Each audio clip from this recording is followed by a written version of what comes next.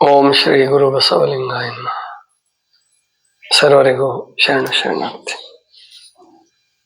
ಒಂದು ಭಾವಗೀತೆ ಅದೊಂಥರ ಭಕ್ತಿಗೀತೆ ಇದ್ದಂಗೆ ಇದೆ.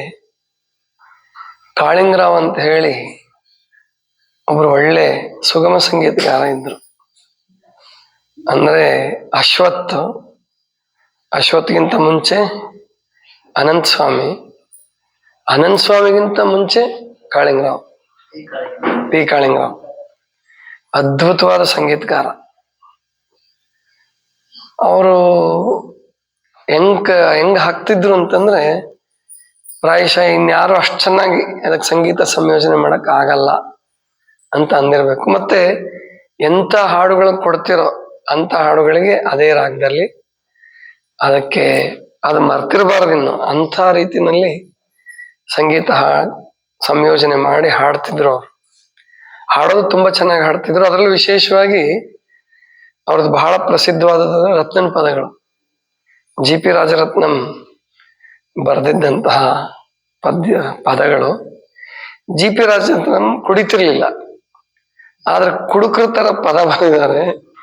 ಎಷ್ಟು ಚೆನ್ನಾಗಿ ಬರೆದಿದ್ದಾರೆ ಅಂದ್ರೆ ಪ್ರಾಯಶಃ ಕುಡುಕರು ಅಷ್ಟು ಚೆನ್ನಾಗಿ ಯಾರು ಬರೆಯಕ್ಕಾಗಲ್ಲ ಬಿಡಿ, ಅವ್ರು ಬರೆಯೋದೇ ಇಲ್ವಲ್ಲ, ಅಷ್ಟು ಚೆನ್ನಾಗಿ ಬರೆದಿದ್ದಾರೆ. ಅದಕ್ಕೆ ಕಾಳಿಂಗರಾವ್ ಸಂಗೀತ ಎಷ್ಟು ಚೆನ್ನಾಗಿ ಹಾಡಿದಾನೆ ಅಂತಂದ್ರೆ, ಕಾಳಿಂಗರಾವ್ ಕುಡಿತಿದ್ರು.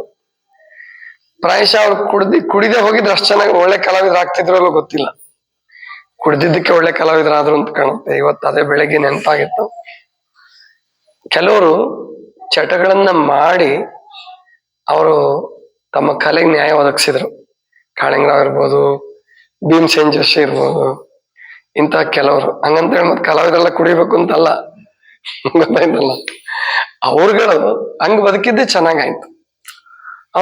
ಅವರ ಕಲೆ ಚೆನ್ನಾಗಿ ಬೆಳೀತು.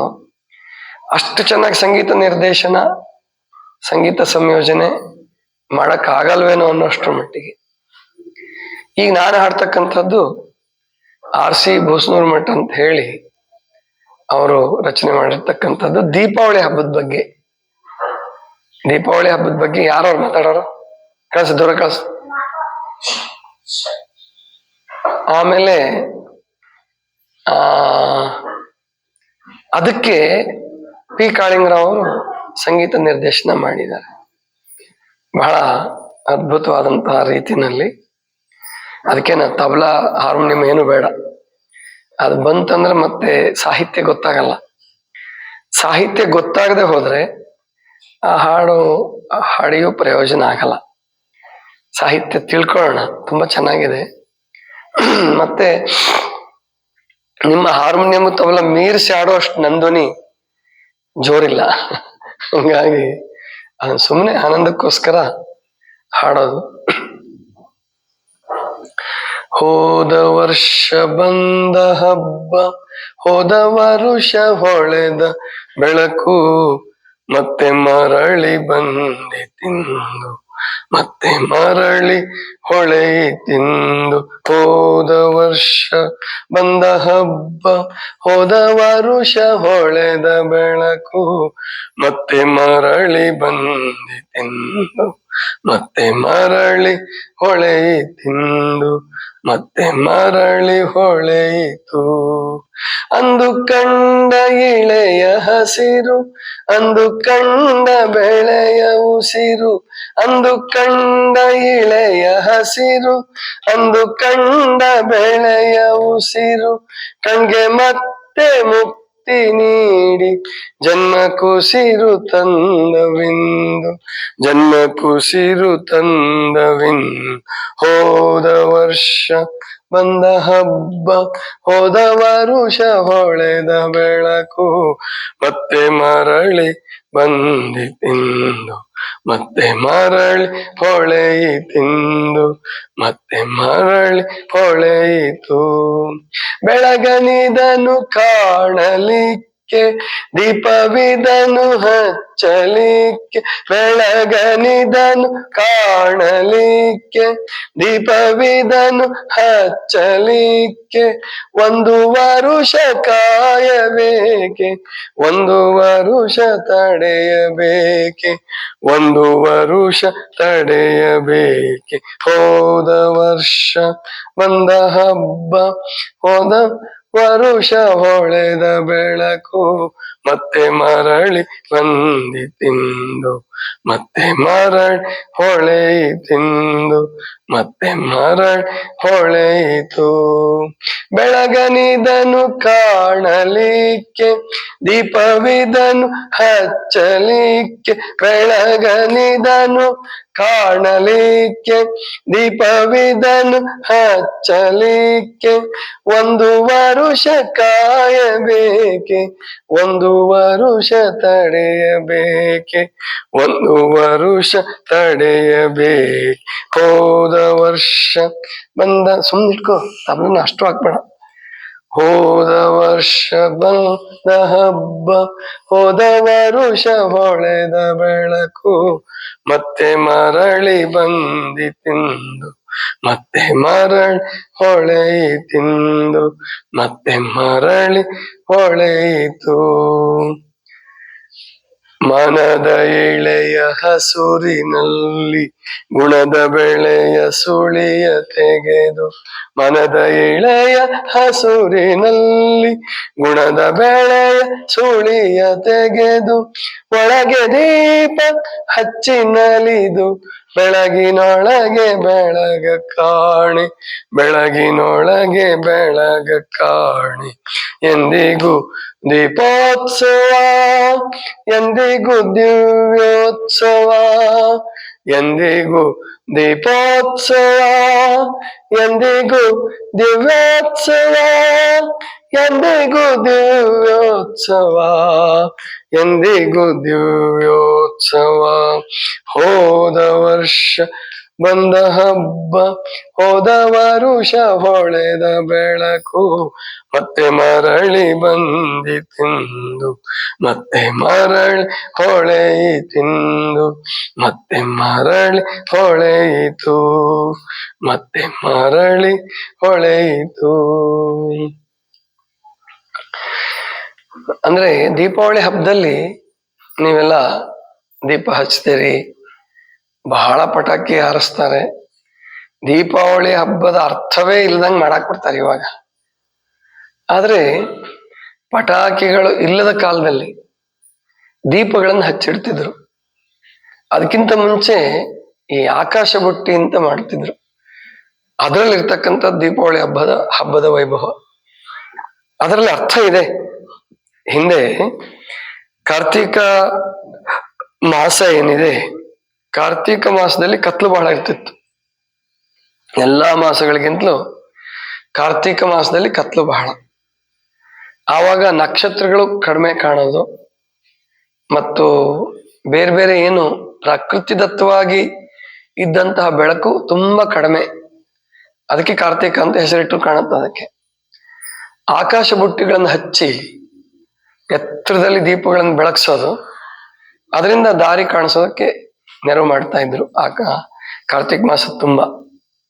ಆ ಕಾರ್ತೀಕ ಮಾಸದ ಪ್ರಾರಂಭದಲ್ಲೇ ದೀಪಾವಳಿ ಬರೋದು. ಅದಕ್ಕೆ ದೀಪಾವಳಿ, ಆವಳಿ ಅಂದ್ರೆ ಈಗ ಬೇರೆ ಅರ್ಥ ಆಗೋಗ್ಬಿಟ್ಟಿದೆ.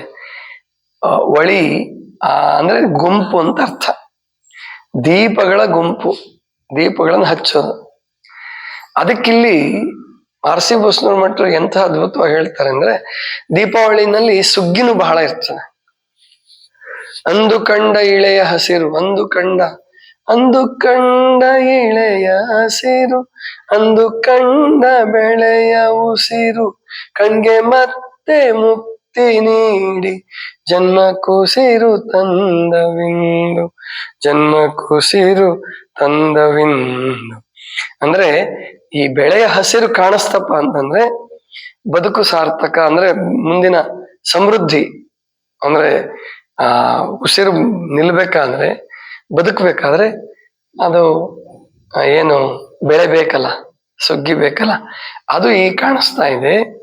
ಇದಕ್ಕೊಂದು ವರ್ಷ ಕಾಯ್ಬೇಕಲ್ಲ ನಾವು, ಆ ಬೆಳೆ ಸುಗ್ಗಿ ಬರ್ಲಿಕ್ಕೆ.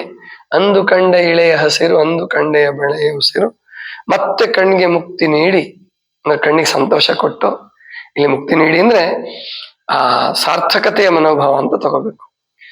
ಕಣ್ಗೆ ಮತ್ತೆ ಮುಕ್ತಿ ನೀಡಿ ಜನ್ಮ ಕುಸಿರು ತಂದವೆಂದು, ಹೋದ ವರ್ಷ ಬಂದ ಹಬ್ಬ, ಹೋದ ವರ್ಷ ಹೊಳೆದ ಬೆಳಕು, ಮತ್ತೆ ಮರಳಿ ಬಂದಿತೆಂದು, ಮತ್ತೆ ಮರಳಿ. ಆಮೇಲೆ ಬೆಳಗನಿದನು ಕಾಣಲಿಕ್ಕೆ, ದೀಪವಿದನು ಹಚ್ಚಲಿಕ್ಕೆ, ಒಂದು ವರ್ಷ ಕಾಯಬೇಕೆ, ಒಂದು ವರ್ಷ ತಡೆಯಬೇಕೆ. ಅಂದ್ರೆ ಬಹಿರಂಗದ ದೀಪ ಹಚ್ತಿರಲ್ಲ, ಅದಕ್ಕೆ ಯಾಕಪ್ಪ ಒಂದು ವರ್ಷ ಕಾಯ್ಬೇಕು, ಯಾವಾಗ ಬೇಕಾದ್ರೂ ಹಚ್ಬಿಡ್ಬೋದು ನಾವು. ಆದ್ರೆ ಆ ದೀಪ ಹಚ್ಚುವ ಸಂಕೇತ ಏನಪ್ಪಾ ಅಂತಂದ್ರೆ, ಮನದ ಇಳೆಯ ಹಸುರಿನಲ್ಲಿ, ಅದ್ 4 ನುಡಿ ಇದೆ, ಒಂದ್ ನುಡಿ ಮರ್ತೋಗ್ಬಿಡ್ತು. ಇದ್ದಕ್ಕಿದ್ದಂಗೆ ಹಾಡ್ತಿರ್ತೀನಿ, ಅದಕ್ಕೆ ಇದ್ದಕ್ಕಿದ್ದಂಗೆ ನೆನಪು ಬಂದ್ಬಿಡುತ್ತೆ ನನಗೆ. ಯಾವಾಗ್ಲೂ ನಾನು ಇದನ್ನ ಚಿಂತನದಲ್ಲಿ ಹಾಡಿರ್ಲಿಲ್ಲ, ಚಿಂತನದಲ್ಲಿ ಹೇಳೂ ಇರ್ಲಿಲ್ಲ. ಅದ್ರ ಕೊನೆ ನುಡಿ ಇದೆಯಲ್ಲ, ಅದ್ ನೆನಪಿಗೆ ಬಂತು. ಈ ಹಾಡಿನ ಜೀವ ಅಂದ್ರೆ ಅದೇನೆ ಕೊನೆಯ ನುಡಿ. ಮನದ ಇಳೆಯ ಹಸುರಿನಲ್ಲಿ ಗುಣದ ಬೆಳೆಯ ಸುಳಿಯ ತೆಗೆದು, ಒಳಗೆ ದೀಪ ಹಚ್ಚಿ ನಲಿದು, ಬೆಳಗಿನೊಳಗೆ ಬೆಳಗ ಕಾಣೆ, ಎಂದಿಗೂ ದೀಪೋತ್ಸವ, ಎಂದಿಗೂ ದಿವ್ಯೋತ್ಸವ. ಅದಕ್ಕೆ ಅದು ಆಕ್ಚುಲಿ ಲೈನ್ಸ್ ಎಕ್ಸ್ಟ್ರಾ ಬರುತ್ತೆ ಅದರಲ್ಲಿ, ಕೊನೆ ನುಡಿನಲ್ಲಿ ಹೆಚ್ಚು ಸಾಲುಗಳು ಬರ್ತವೆ. ಆದ್ರೆ ಅದಕ್ಕೆ ಎಷ್ಟು ಚೆನ್ನಾಗಿ ಸಂಗೀತ ಹಾಕಿದಾರ ಅವರು ಅಂತಂದ್ರೆ, ಮನದ ಇಳೆಯ ಹಸುರಿನಲ್ಲಿ ಗುಣದ ಬೆಳೆಯ ಸುಳಿಯ ತೆಗೆದು, ಮನದ ಇಳೆಯ ಹಸುರಿನಲ್ಲಿ ಗುಣದ ಬೆಳೆಯ ಸುಳಿಯ ತೆಗೆದು, ಒಳಗೆ ದೀಪ ಹಚ್ಚಿ ನಲಿದು, ಬೆಳಗಿನೊಳಗೆ ಬೆಳಗ ಕಾಣಿ, ಬೆಳಗಿನೊಳಗೆ ಬೆಳಗ ಕಾಣಿ, ಎಂದಿಗೂ ದೀಪೋತ್ಸವ, ಎಂದಿಗೂ ದಿವ್ಯೋತ್ಸವ, ಎಂದಿಗೂ ದೀಪೋತ್ಸವ, ಎಂದಿಗೂ ದಿವ್ಯೋತ್ಸವ, ಎಂದಿಗೂ ದಿವ್ಯೋತ್ಸವ, ಎಂದಿಗೂ ದಿವ್ಯೋತ್ಸವ. ಹೋದ ವರ್ಷ ಬಂದ ಹಬ್ಬ, ಹೋದ ವರುಷ ಹೊಳೆದ ಬೆಳಕು, ಮತ್ತೆ ಮರಳಿ ಬಂದಿತೆಂದು, ಮತ್ತೆ ಮರಳಿ ಹೊಳೆಯಿತೆಂದು, ಮತ್ತೆ ಮರಳಿ ಹೊಳೆಯಿತು. ಮನದ ಇಳೆಯ ಹಸುರಿನಲ್ಲಿ, ಮನದ ಇಳೆಯ ಹಸುರಿನಲ್ಲಿ ಅಂದ್ರೆ ಮನಸ್ಸಿನ ಭೂಮಿಯಲ್ಲಿ, ಇಳೆ ಅಂದ್ರೆ ಭೂಮಿ, ಮನಸ್ಸಿನ ಭೂಮಿಯಲ್ಲಿ ಗುಣದ ಬೆಳೆಯ ಸುಳಿಯ ತೆಗೆದು, ಸದ್ಗುಣಗಳ ಬೆಳೆಯ ಸುಳಿಯ ತೆಗೆದು, ಒಳಗೆ ದೀಪ ಹಚ್ಚಿ ನಲಿದು. ಒಳಗೆ ಜ್ಞಾನದ ದೀಪವನ್ನು ಹಚ್ಕೊಳ್ಳಿ. ಹೊರಗೆ ನೀವೆಷ್ಟು 1000 ದೀಪ ಹಚ್ಚಿದ್ರು, ಯೋಗಿ 21 ಲಕ್ಷ ದೀಪ ಹಚ್ಚೋದು, ಆಮೇಲಿಂದ ಗಿನ್ನಿಸ್ ರೆಕಾರ್ಡ್ ಮಾಡೋದು ಮಾಡ್ತಾನೆ. ಅದರಿಂದ ಪರಿಸರಕ್ಕೆ ಹಾನಿಯೇ ಹೊರ್ತು ಅದರಿಂದ ಯಾರನ್ನು ಬದಲಾವಣೆ ಮಾಡಕ್ ಆಗಲ್ಲ. ಸುಮ್ಮನೆ ಅವಾಗೇನೋ ಹುರ್ಪಚ್ಚಿ ಎಲ್ಲರೂ ಕುಣಿದನ್ನು ಕುಪ್ಪಳಿಸಿ ಆ ಹಬ್ಬ ಮುಗಿಸ್ಬಹುದೇ ಹೊರ್ತು ಆ ನಿಜವಾದ ಪರಿವರ್ತನೆ ಆಗಬೇಕಾದ್ರೆ, ಮನದ ಇಳೆಯ ಹಸುರಿನಲ್ಲಿ ಗುಣದ ಬೆಳೆಯ ಸುಳಿಯ ತೆಗೆದು, ಒಳಗೆ ದೀಪ ಹಚ್ಚಿ ನಲಿದು, ಬೆಳಗಿನೊಳಗೆ ಬೆಳಗ ಕಾಣಿ. ಬೆಳಗಿನೊಳಗಣ ಬೆಳಗು, ಇದು ಆ ಆತ್ಮದ ಬೆಳಕಿದೆಯಲ್ಲ, ಸದ್ಗುಣದ ಬೆಳಕಿದೆಯಲ್ಲ, ಜ್ಞಾನದ ಬೆಳಕಿದೆಯಲ್ಲ, ಬೆಳಗಿನೊಳಗಣ ಬೆಳಗು, ಮಹಾ ಬೆಳಗು.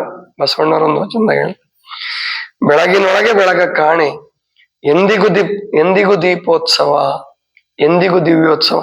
ಈ ದೀಪೋತ್ಸವ, ಈ ದಿವ್ಯೋತ್ಸವ ಮಾಡಕ್ಕೆ ದೀಪಾವಳಿನೇ ಕಾಯ್ಬೇಕು ಅಂತಿಲ್ಲ, ಅದನ್ನ ಪ್ರತಿನಿತ್ಯ ಮಾಡ್ಬೋದು.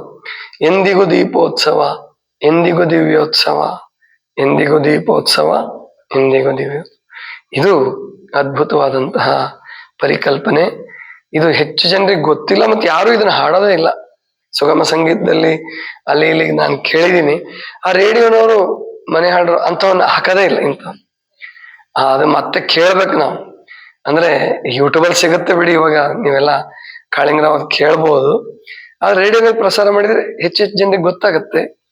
ಆ ಕಡೆ ಆಕಾಶವಾಣಿಗಳಲ್ಲಿ ಹಾಕ್ತಾರೋ ಬಿಡ್ತಾರೋ ಗೊತ್ತಿಲ್ಲ, ಇಲ್ಲಿ ಹಾಕೋದಿಲ್ಲ. ಹಾಕ್ಬೇಕು, ಇಂಥವನ್ನೆಲ್ಲ ಹಳೆ ಸಂಗೀತಗಳನ್ನ ನೆನಪು ಮಾಡಿ ಕೊಡ್ಬೇಕು. ಇದಿಷ್ಟು ಇವತ್ತಿನ ಚಿಂತನ. ಸರ್ವರಿಗೂ ಶರಣ ಶರಣ.